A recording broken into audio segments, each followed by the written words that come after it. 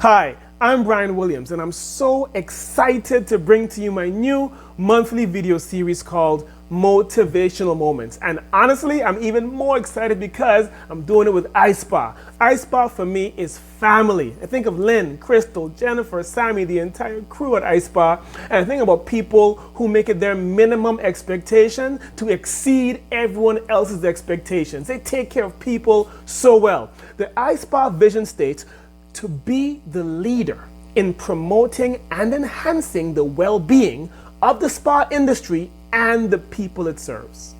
Spas take care of people, and ISPA takes care of spas. It's a great combination. Now, every month on Motivational Moments, we'll be having a different topic, a focus topic, if you will.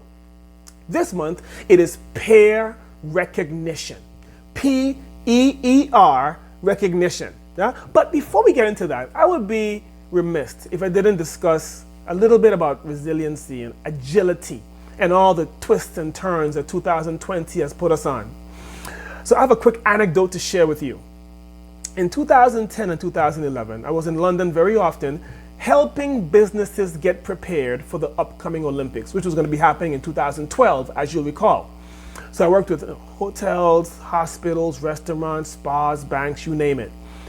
And what's so fascinating is that in the Olympic village where the Olympians live and train, I got to meet a few of the Olympians, many of whom had won gold medals already in 2008 in Beijing for the Summer Olympics. Now, here's what's so fascinating. Michael Phelps, world-class swimmer who had already won all sorts of gold medals in Beijing, had already set all sorts of world records. He was considered to be the best of the best when it came to that thing. I would notice him in the pool scrimmaging, swimming, running laps. And he told me afterwards that when he's in the pool and he's swimming, he's not really even paying attention to what his other swimmers are doing.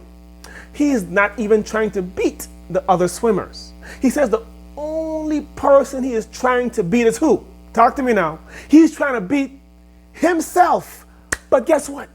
He's trying to beat himself from yesterday. In his mind, his mortal enemy is whatever he's already done. So I'm here to tell you today on Motivational Moments with ISPA, don't let the past hold you back.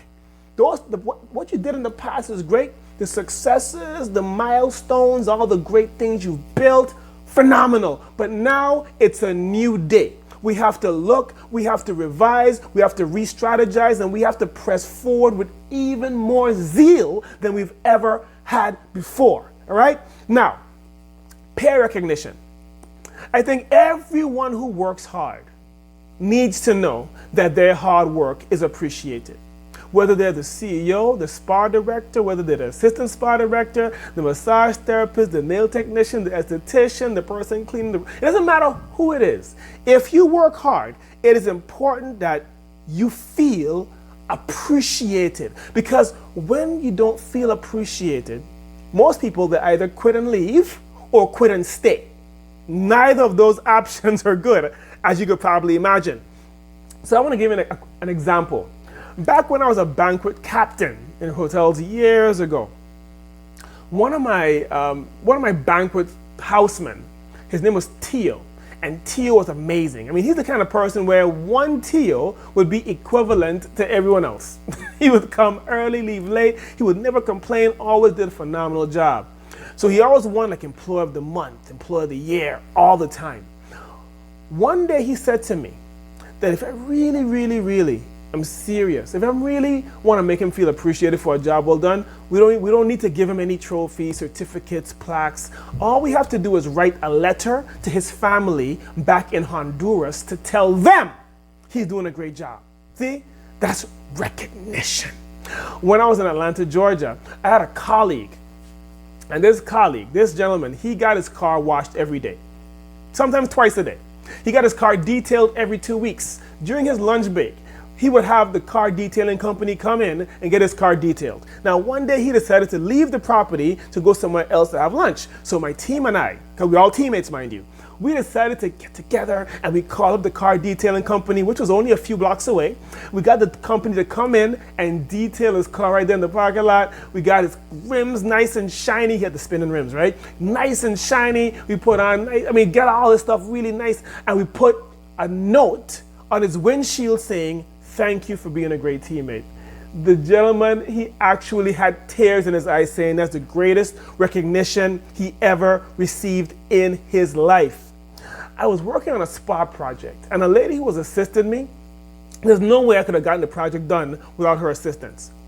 Now, during the project, I overheard her say multiple times that she can't wait to get home to continue working on that knitting project. She was big into knitting. That was her new hobby, knitting. Huh?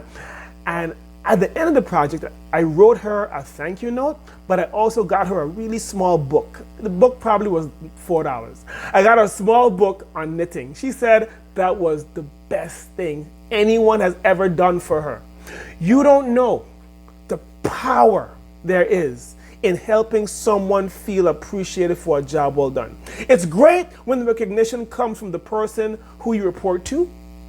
It's nice if the person who reports to you gives it. It's great when your spa guests give recognition, but I'm telling you, there's something potent, there's something powerful, there's something memorable about a colleague recognizing another colleague for a job well done. There's no need to passively sit back and wait for the manager, for the spa director to recognize you. Anyone can do that. Anyone can do that. So I want to share with you something I wrote called Me First, because a lot of people, unfortunately, they have this thing wrong. They think that they come to work and they passively wait for someone else to recognize them for a job well done. That's a problem, because what if it doesn't happen?